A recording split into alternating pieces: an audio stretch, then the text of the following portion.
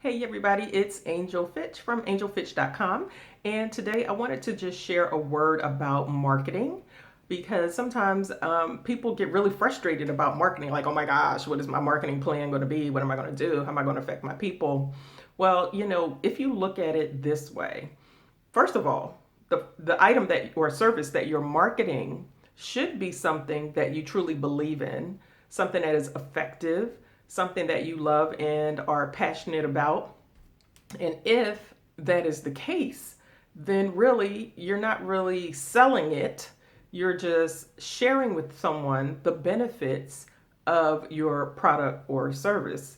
And the benefits would be how it's going to make them feel, the pain that it's going to relieve, or the feeling of greatness that it's going to give them.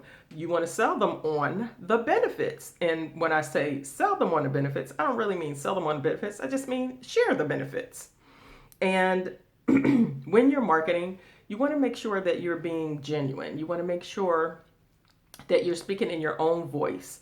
Try not to emulate other people. I know it's hard because you see someone, you'd be like, oh my God, they're so great. I want to be like them. But here's the thing, you can only be like you. You can't really be like them. And if you're being like them, you're not being genuine. And when you're not being genuine, people will not be attracted to you. People will not want to buy with you because you're going to come off too salesy.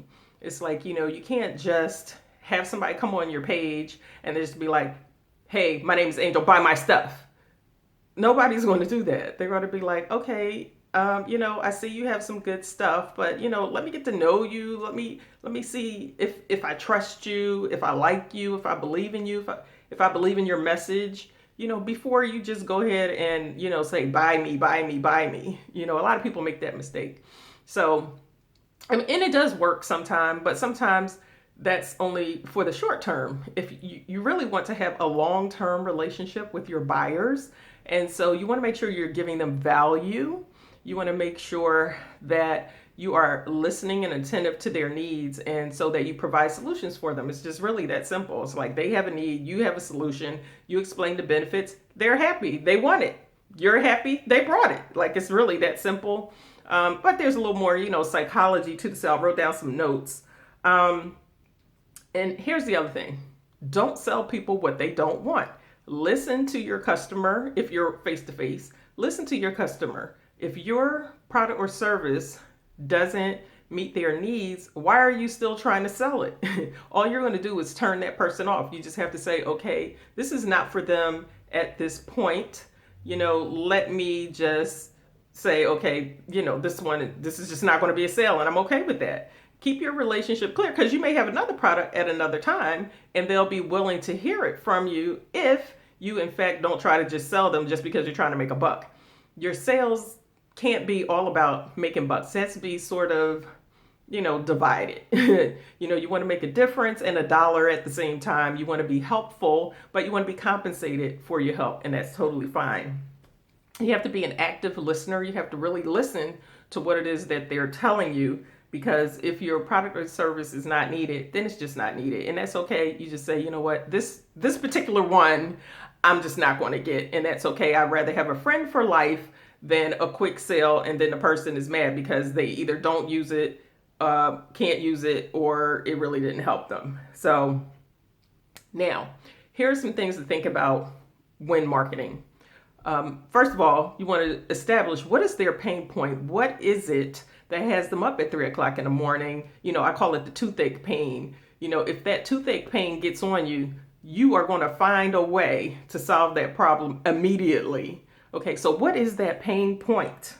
And then what is the cost of their problem? What is it going to keep them doing if they don't solve it, right? Then what is your solution? How can you relieve that pain? What can you share with them that will help them get out of their pain immediately? Now, what is the cost of staying in their situation? You have to reiterate that back to them, and then you ask this question. Do you want to feel good into your blank? Do you want to feel good, or do you want to continue to have this toothache? The question is, out for you to answer. It's up to you. Do you want my product to help relieve your pain or not? Do you want to stay in pain? how bad is the pain for you? If the pain is deep enough and your solution, your benefits are good enough, they're going to partake of your solution. So they'll be happy and you'll be happy. So don't make marketing such a difficult thing. It's really not that complicated. Just don't be pressed for a sale. Be pressed for a lifelong customer. And that's all I have to say on marketing. I hope it made sense. I try not to ramble. I try to be, short and to the point. So I hope that was effective in that. And you can always visit me at angelfitch.com for any of your consulting needs, advice, strategies, and things of that nature. So other than that, I'll see you on the wealthy side.